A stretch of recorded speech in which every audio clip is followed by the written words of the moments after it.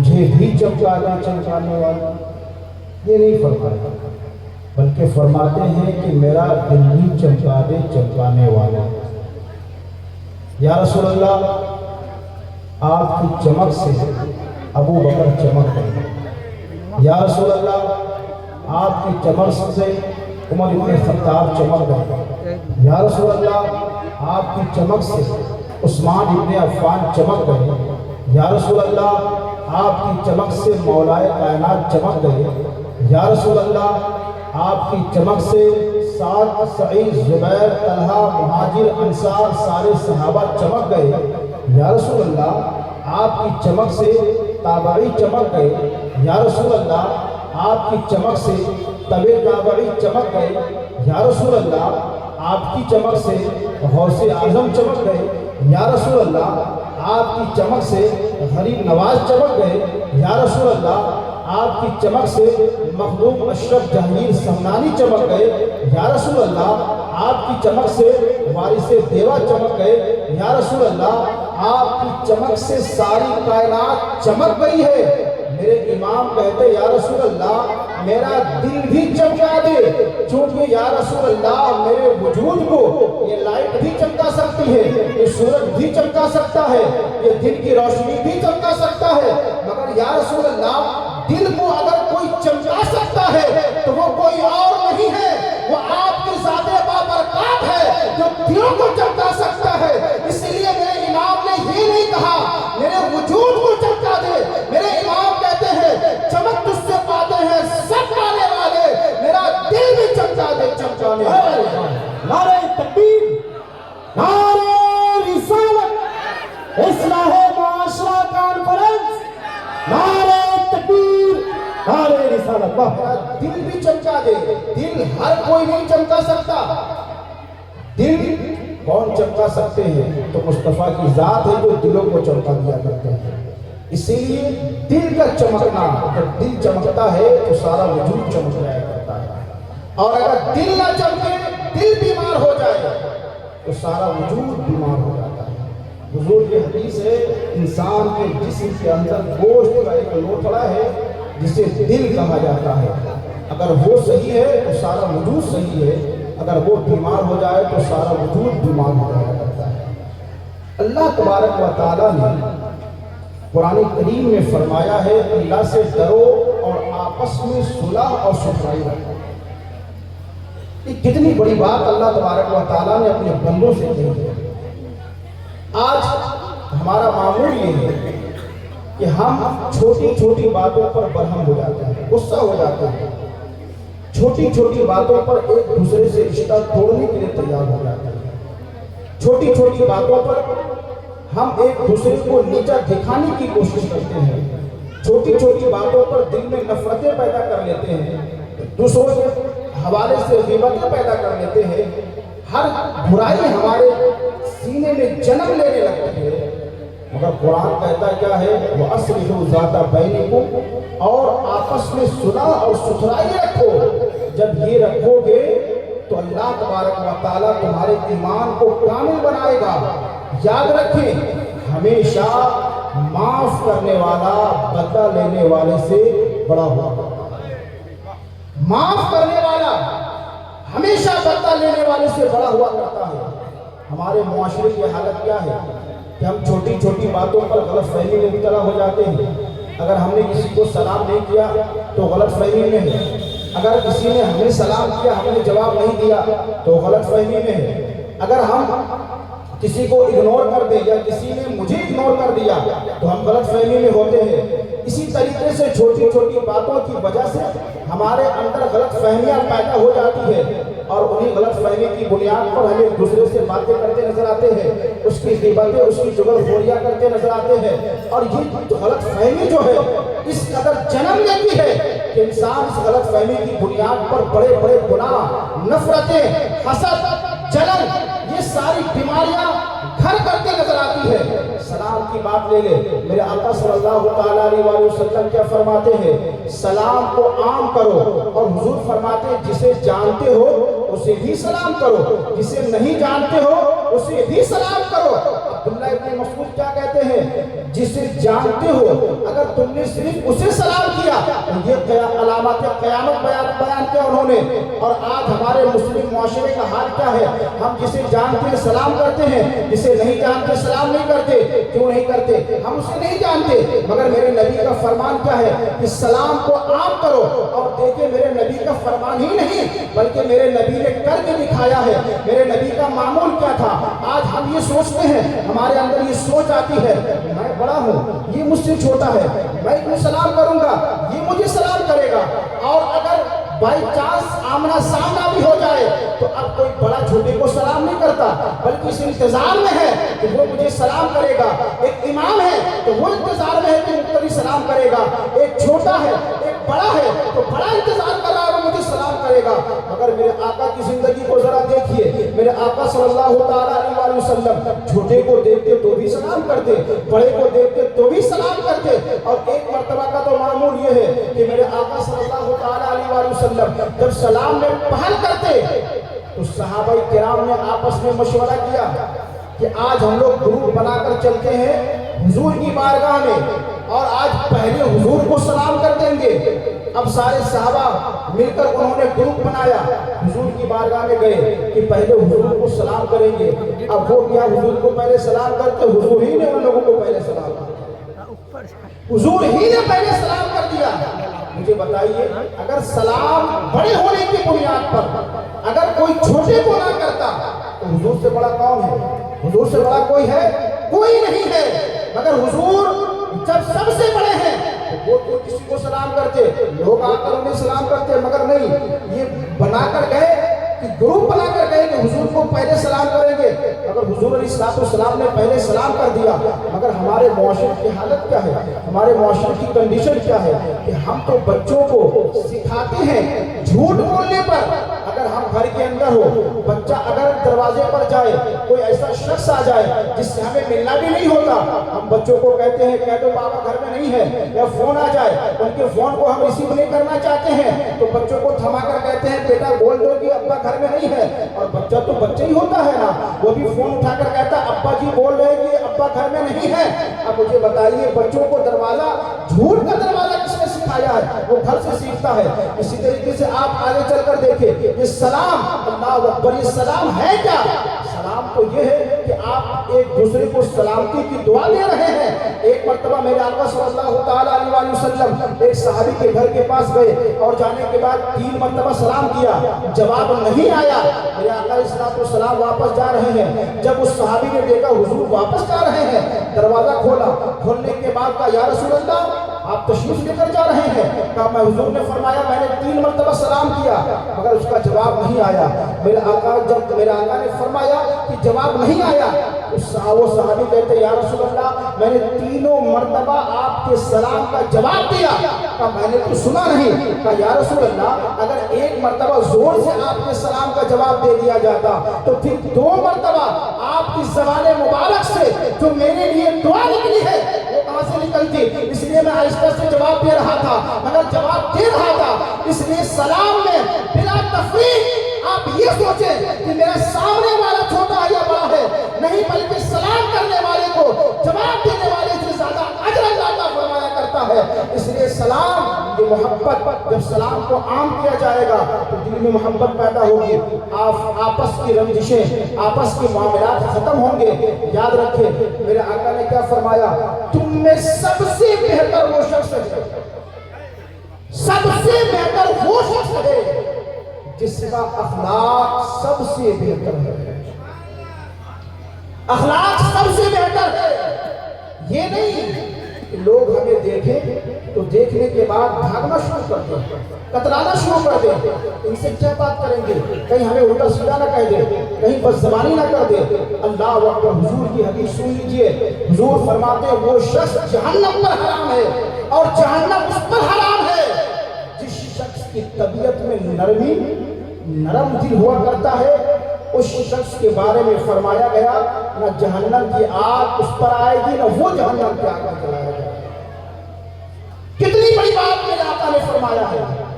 اور یاد رکھے حضور کی حدیث ان اللہ رفیق یحب الرفق، اللہ تعالیٰ بہت نرم ہے، بہت نرم ہے، وہ نرمی کو پسند فرمایا کرتا ہے، نرمی کو پسند فرماتا ہے۔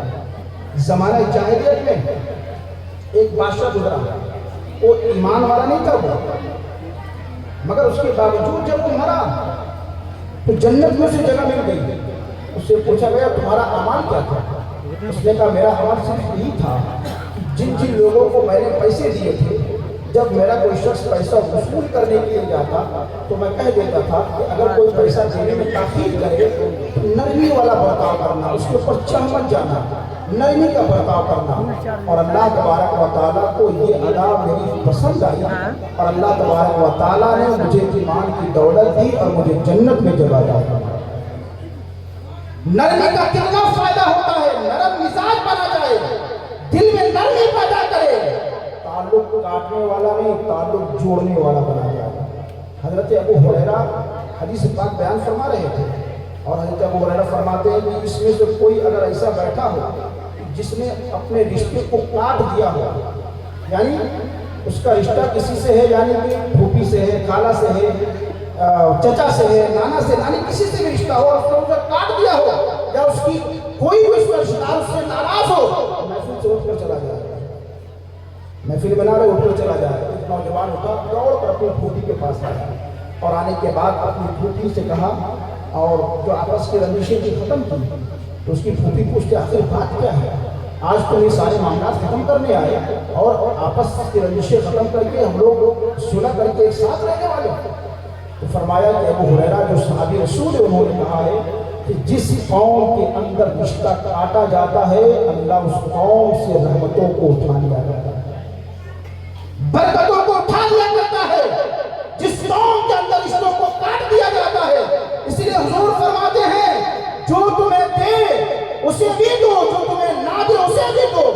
آج ہمارا معمول کیا ہے، جو دیتا ہے اسے ہم دیتے ہیں، یہ تو مکافات ہے، یہ تو ادلا بدلی ہے۔ جو آپ کو دے رہا ہے آپ اسے دے رہے ہیں، یہ تو ادلا بدلی ہے۔ جو آپ کو نہ دے آپ اسے بھی دے، اس کے تعلق سے عدل کے بارے میں فرمایا گیا ہے۔ اور اسلام نے کتنا بہترین مزاج کیا ہے لوگوں کو۔ کبھی تو ایسا بھی ہوتا ہے آپس میں جب جھگڑے ہوتے ہیں، اور ظاہر سی بات ہے جھگڑے میں ایک گروپ حق پہ ہوگا ایک نہ حق پہ ہوگا۔ حضور علیہ السلام نے اتنی بہترین بات ارشاد فرمائی ہے کہ حق والا بھی جھگڑا ختم کر دے گا، نہ حق والا بھی جھگڑا ختم کر دے گا۔ کیا فرمایا حضور نے؟ اب ایک شخص کہہ رہا ہے کہ میں تو حق پہ ہوں، میں کیوں جھگڑا ختم کروں؟ وہ نہ حق پہ ہے، وہ جھگڑا ختم کر دے۔ میں صلح کرنے کیوں جاؤں گا؟ میں تو حق پر ہوں، تو صلح کرنے میں کیوں جاؤں گا؟ صلح کرنے وہ میرے پاس آیا۔ حضور نے کیا بیان فرمایا سنیں، اللہ کے رسول فرماتے ہیں کہ جو شخص نہ حق پہ ہو اور جھگڑا کو ختم کر دے، حضور فرماتے ہیں جنت کے کنارے میں اسے مکان بنا دیا ہے، اور جو حق پر ہوتے ہوئے بھی جھگڑا کو ختم کر دے، حضور فرماتے ہیں جنت کے درمیان میں اسے گھر بنا کر دیا گیا ہے۔ بتائیے دونوں کو گھر دیا جا رہا ہے کہ نہیں؟ یہ آپسی جھگڑے انسان کے کئی گھروں کو تباہ و برباد کر دیا کرتے ہیں۔ اس لیے اپنے دلوں کے اندر ہمیں چاہیے کہ نہ کوئی بغض رکھے، نہ کوئی کینہ رکھے، اور ہمیشہ حضور فرماتے ہیں کہ جو انسان مال دے کر کسی کے دل کو خوش نہیں کر سکتا ہے، انسان خندہ پیشانی مسکراہٹ کے ساتھ اگر کسی سے ملے تو اس کے دل کو خوش کر دیا۔ جو مال کے ذریعہ نہیں ہو سکتا ہے، ایک چہرے کی مسکراہٹ سے ہو سکتا ہے۔ اور دیکھیں اسلام کا قانون دیکھیں، اگر کوئی بھائی اپنے بھائی کے لیے اگر تکیہ پیش کرے اس کی عزت کے لیے، تعظیم کے لیے، حضور فرماتے ہیں کیا فرماتے ہیں کہ اللہ تبارک و تعالیٰ اس کی مغفرت فرما دیا کرتا ہے۔ چھوٹا سا عمل ہے مگر اللہ تعالیٰ اس کی مغفرت فرما دیا کرتا ہے۔ اس لیے یہ چند دنوں کی دنیا، یہ آپس کی رنجشیں، آپس کی نا اتفاقی، حسد، جلن، یہ ساری چیزیں ختم کر کے جب انسان جاتا ہے تو وہی انسان کامیاب اور کامران ہوتا ہے۔ اخلاق ایسی چیزیں ہیں، یہ حضور فرماتے ہیں کہ اخلاق جس کا بہتر ہوتا ہے نا، وہ دن میں روزہ رکھنے والا اور رات میں اللہ کی بارگاہ میں کھڑے ہو کر عبادت کرنے والے کے درجے کو پا لیا کرتا ہے۔ کوئی روزہ رکھے، رات بھر اللہ کی عبادت کرے، مگر وہ بندہ جس کا اخلاق سب سے بہتر ہے، اس درجے کو پا لیتا ہے جو انسان روزہ رکھ کر اور رات اللہ کی بارگاہ میں کھڑے ہو کر اس درجے کو پاتا ہے۔ بہترین اخلاق والا انسان پا لیا کرتا ہے۔ اس لیے سینے کے اندر قدورت نہ رکھی جائے، دوست نہ رکھی جائے۔ بس آخری بات پیش کر کے میں رخصت ہو رہا ہوں۔ نبی پاک صلی اللہ تعالیٰ علیہ وآلہ وسلم مسجد نبوی میں بیٹھے ہیں، صحابہ کرام کا ہجوم لگا ہوا ہے۔ میرے حضور نے فرمایا ابھی جو اس دروازے سے آئے گا وہ جنتی ہے، جو اس دروازے سے آئے گا وہ جنتی ہے۔ تو جیسے میرے حضور نے فرمایا ایک صحابی اس دروازے سے جب داخل ہوئے تو سارے صحابہ آپس میں رش کرنے لگے، آپس میں خوشیاں منانے لگے۔ کتنا خوش نصیب انسان ہے کہ حضور کی زبان مبارک سے اسے جنتی ہونے کی بشارت ملی ہے۔ پھر دوسرا دن بھی ایسے ہوا، حضور نے فرمایا اس دروازے سے جو آئے گا بھی نا وہ جنتی ہے۔ پھر دیکھا تو وہی صحابی آئے گا۔ پھر تیسرے دن میرے حضور نے فرمایا جو اس دروازے سے آئے گا وہ جنتی ہے۔ دیکھا تو وہی صحابی آئے۔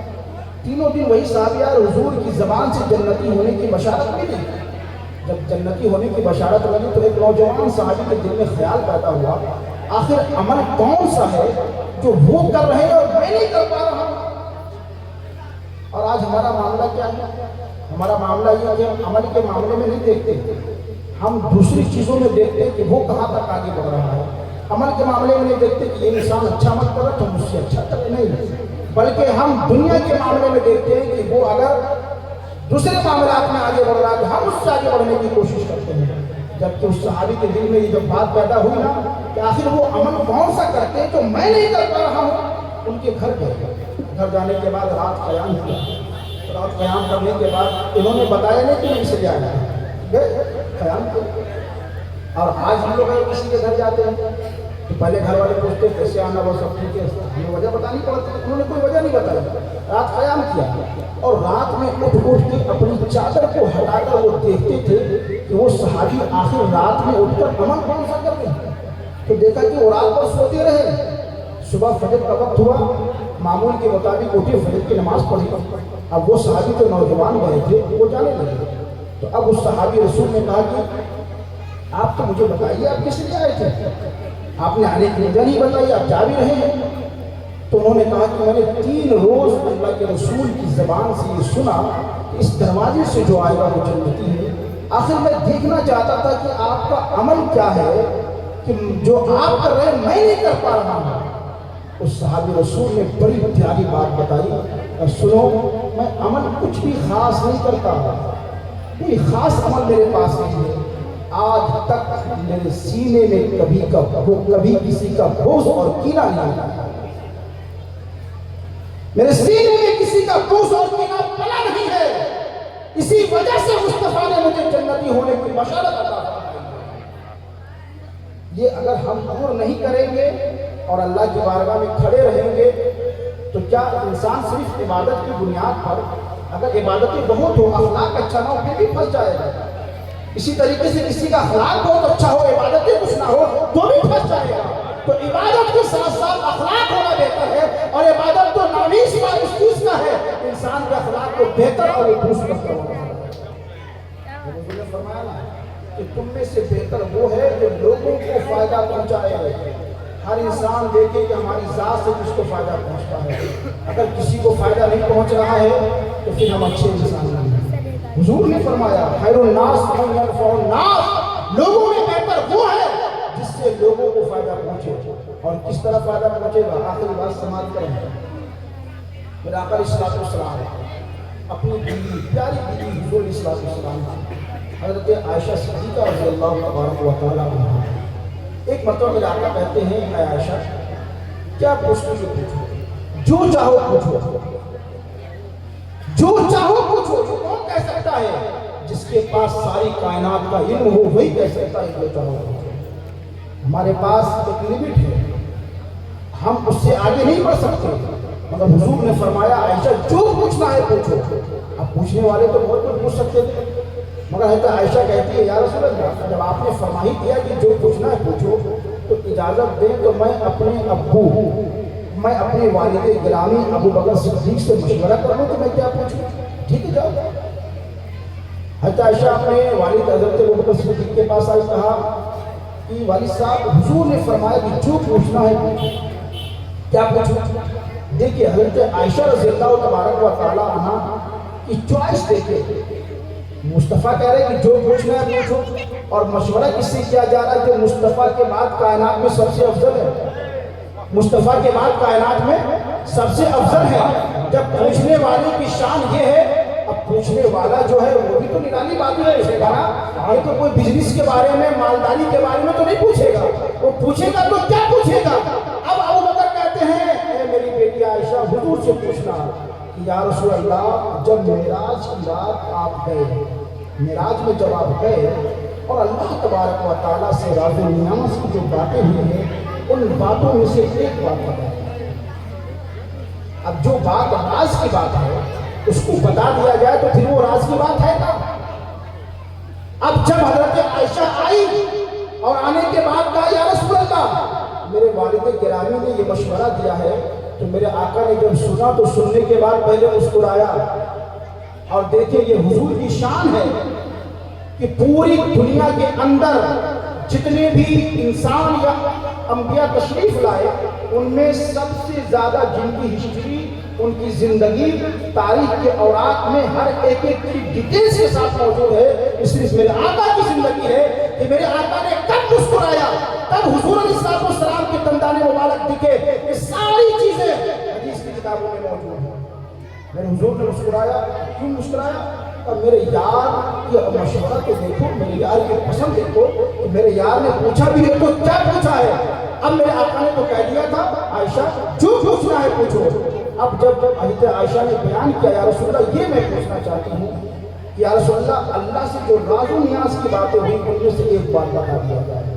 اب میرے مصطفیٰ کہتے ہیں عائشہ سنو، جب اللہ سے راز و نیاز کی باتیں ہو رہی تھی اس میں سے ایک بات اللہ نے مجھ سے کہا، اے حبیب اے حبیب اے حبیب، دنیا میں کسی انسان کا دل ٹوٹا ہو اور کوئی انسان اس کے دل جوڑنے کا سبب بن جائے یا اس کا دل جوڑ دے، اللہ تبارک و تعالیٰ بغیر حساب و کتاب کو اسے جنت میں داخل کرے. سبحان اللہ سبحان اللہ. واہ، بغیر حساب و کتاب کے کوئی حساب اس سے نہیں ہوگا، اسے جنت میں داخلہ عطا فرما دیا جائے گا. دل جس کا ٹوٹ چکا ہے کسی وجہ سے جوڑ دیا جائے تو. ابو بکر صدیق سنے، پہلے تو خوش ہوئے، پھر رونے لگے، پھر رونے لگے. عائشہ کہتی ہے کہ والد گرامی نے تو اچھی بات حضور نے بتائی، آپ رو کیوں رہے ہیں؟ ابو بکر صدیق کی نگاہ وہاں پہنچتی، سوچ وہاں پہنچتی جہاں کسی کی سوچ نہیں پہنچا. ابو بکر کہتے ہیں، کیا کہتے ہیں، وہ صحابی رسول ہیں جن کے بارے میں میرے آقا نے پوری دنیا والوں سے کہا سنو، میری امت کے اوپر ابو بکر کا شکر ادا کرنا واجب ہے، واجب. اور سنو، میں نے سب کا بدلہ دنیا میں دے دیا ہے، مگر ابو بکر نے جو اسلام کی خاطر قربانیاں دی ہیں، اللہ تبارک و تعالیٰ میدان محشر میں جو سبحان اللہ سبحان اللہ. وہ ابو بکر ہیں جو غزوہ تبوک کے موقع پر سارا مال نبی کی بارگاہ میں لا کر رکھ دیا ہے. تو جبریل امین بھی تاج کا لباس پہن کر حاضر ہوتے ہیں اور کہتے ہیں یا رسول اللہ، آپ کے یار نے تاج کا لباس پہنا ہے، اللہ کو اتنا پسند ہے کہ ہم نے بھی پہنا ہے، سارے فرشتوں نے بھی پہنا ہے، اور اللہ نے سلام بھیجا ہے اور کہا اے ابو بکر، کیا آپ اللہ سے راضی ہیں؟ ابو بکر کو اللہ سلام بھیجتا ہے. ابو بکر کہتے ہیں میں اللہ سے بھی راضی ہوں، رسول اللہ سے بھی راضی ہوں. وہ ابو بکر صدیق روتے ہیں. ابا جان روتے کیوں ہیں؟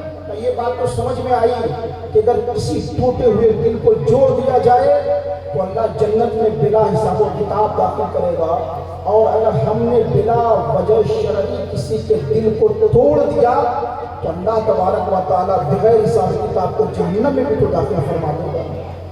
اسی لیے کسی کا دل توڑنے کا سبب نہ بنے، کسی کو اذیت اور تکلیف پہنچانے کا سبب نہ بنے، بلکہ کیا تکلیف پہنچانے کا نہیں بلکہ دلوں کو خوشی پہنچانے کا سبب بنے.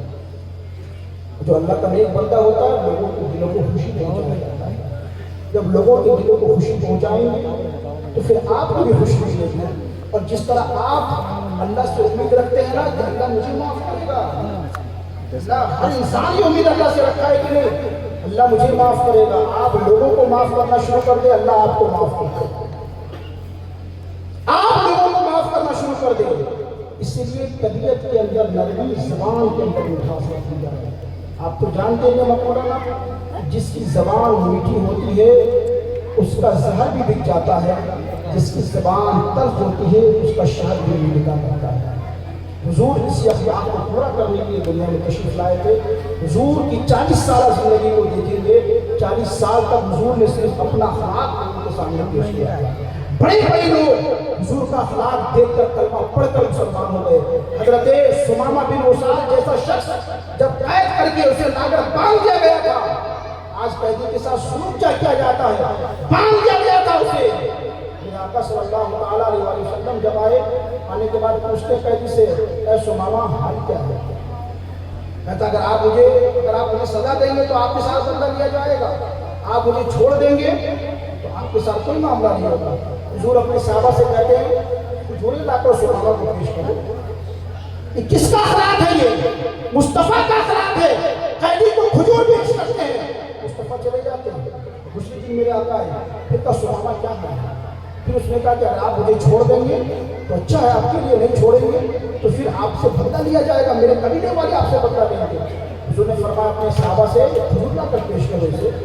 اب اس کے دل کے اندر دل کی دنیا بدل رہی ہے، کہیں جو پانی ٹھہرا ہے اس میں کنکر تو گر چکا ہے، اب آہستہ آہستہ دل کی دنیا بدل رہی ہے۔ تیسرے دن پھر حضور آنے کے بعد حال دریافت کیا، اس نے وہی بات کہی۔ میرے آقا نے صحابہ سے کہا، اے صحابہ چھوڑ دیجیے، کھول دو اسے، جانے دو۔ اب حضور علیہ السلام نے رہا کر دیا، قدم تو جا رہے تھے گھر کی طرف، دل کھینچا جا رہا تھا مصطفیٰ کی طرف۔ قدم گھر کی طرف ہے، دل مصطفیٰ کی طرف جا رہا ہے۔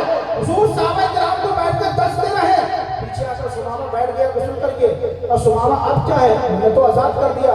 کہا یا رسول اللہ آپ نے تو دل کی دنیا بدل دی ہے، اب کلمہ پڑھا کر مسلمان بھی تو بنا دے، کیونکہ جو اخلاق آپ نے پیش کیا ہے دنیا والوں نے وہ اخلاق پیش نہیں کیا ہے۔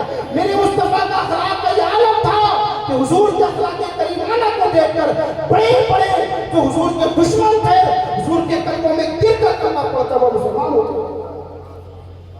ہماری ذمہ داری ہے کہ حضور کے امتی ہیں تو اخلاق کو بہتر بنائیے، لوگوں کے ساتھ رویہ اچھا کیجیے، غلط فہمیاں نہ پائیے، آپس میں نہ اتفاقی ہو جائے، غلط فہمی ہو جائے، بیٹھ کر آپس میں معاملہ کو طے کر لیجیے، صلح کر لیجیے، ورنہ کل میدان محشر میں بڑا خسارہ ہوگا، بڑا نقصان ہوگا، اور دنیا کا خسارہ، دنیا کا نقصان میدان محشر کے نقصان اور خسارہ سے زیادہ بہتر ہے، کیونکہ یہاں تو آپ کے پاس آپشن ہے، وہاں کوئی آپشن نہیں ہوگا۔ اس لیے بلا وجہ کسی کو تکلیف نہ دے، ستائے نہ، کسی کو گالی تک نہ دے۔ حضور نے کیا فرمایا؟ یہ تو فرمایا تم میں سے کون شخص ہے تم میں سے کون ایسا شخص ہے جو سب کچھ لے کر جائے اس کے بعد میں اس کے پاس کچھ نہ ہو؟ تو صحابہ کرام نے کہا یا رسول اللہ ہم میں سے وہ شخص غریب ہے جس کے پاس مال نہیں ہے، دولت نہیں۔ حضور نے فرمایا نہیں، سب سے زیادہ مفلس وہ شخص ہے۔ ہم مفلس کسے سمجھتے ہیں؟ اس کے پاس مال نہیں ہے، دولت نہیں ہے۔ حضور نے فرمایا نہیں، مفلس وہ نہیں ہے، مفلس کون ہے؟ میدان محشر میں تو بہت ساری نیکیاں لے کر آئے گا، بہت نمازیں ہوں گی، بہت سارے عبادات ہوں گے، اب اس کے پیچھے لوگ کھڑے ہو جائیں گے، ایک بندہ کر کہے گا اللہ تبارک و تعالیٰ اس نے مجھے گالی دی تھی، اللہ فرشتوں سے کہے گا اس کے نامہ اعمال سے نیکیاں نکالو، پھر دوسرا کر کہے گا اس نے مجھے تکلیف دی تھی، اس کے نامہ اعمال سے نیکیاں نکالو۔ اس طرح لوگوں کی قطار پیچھے لگی ہوگی، کن لوگوں کی؟ جن لوگوں کو ہم نے تکلیفیں پہنچائی ہوگی، گالیاں دی ہوگی، اس کے اوپر جھوٹے الزام لگائے ہوں گے، اس کے دلوں کو تکلیف پہنچایا ہوگا، پیچھے لمبی لائن لگی ہوگی، نیکیاں نکال کر دی جائے گی، مگر نیکیاں ختم ہو جائیں گی، لوگ باقی رہیں گے۔ فرشتے رب کی بارگاہ میں عرض کریں گے مولا نیکی تو ختم ہو گئی، لوگ باقی ہیں۔ اب اللہ فرمائے گا فرشتوں ان کے نامہ اعمال میں جو گناہ ہے اب اس کے نامہ اعمال میں ڈال دو، اب اس کے نامہ اعمال میں ڈال دو۔ حضور فرماتے مفلس وہ ہے جو سب کچھ لے کر گیا مگر میدان محشر میں اس کے پاس کچھ بھی نہیں ہوگا۔ اس لیے اعمال کو بہتر بنائے، عبادات کو بہتر بنائے، ساتھ میں لوگوں کے ساتھ اچھے رویے اختیار کریں۔ اللہ تبارک و تعالی ہمیں آپ کو سب کو اہدنا الصراط المستقیم پر چلنے کی توفیق و عطا فرمائے۔ وما علینا الا البلاغ۔